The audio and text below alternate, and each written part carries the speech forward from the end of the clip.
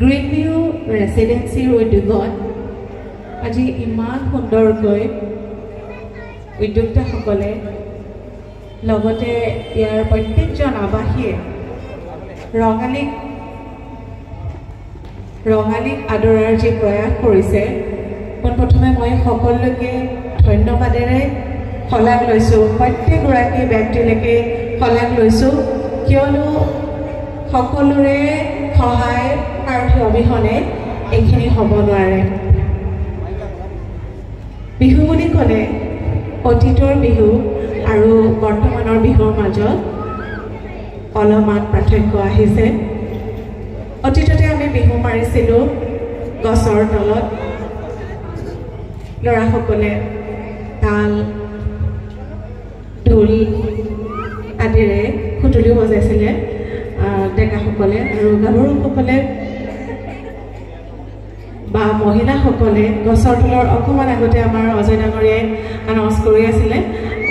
যে গছৰ তলৰ বিহু আগতে আমি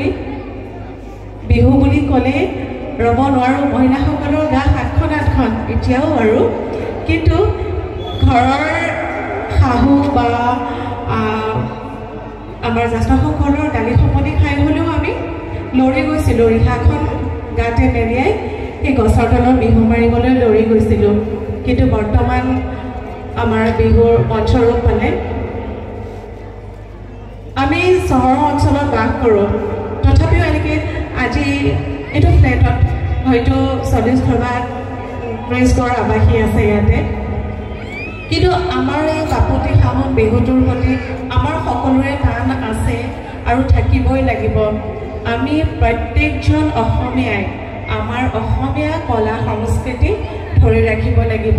তেতিয়াহে আমি আমাৰ অসমখনৰ লগতে নিজকো অসমীয়া ৰূপে স্বীকৃতি দিব পাৰিম আমি সদায় বিজতৰীয়া সংস্কৃতি গ্ৰহণ কৰিয়ে আছোঁ কিন্তু আমাৰ বিহুটো বিশ্ব দৰবাৰত প্ৰতিষ্ঠা হৈছে আৰু প্ৰত্যেকেই চেষ্টা কৰিব লাগিব নিজৰ বাপুতি সাহোন বিহুটি ধৰি ৰাখিবলৈ আগতে আগৰ বিহু নামবোৰ এনেকুৱা আছিলে চকলা টেঙাটি অকলে নেখাবি আমাকো চকল দিবি বিহু মাৰিবলৈ অকলে নাযাবিও আমাকো লগতে লৈ যাবি আজি ৰেচিডেঞ্চিৰ আৱাসীসকলৰ যি প্ৰচেষ্টা মই আশা কৰিম আগন্তুক দিনত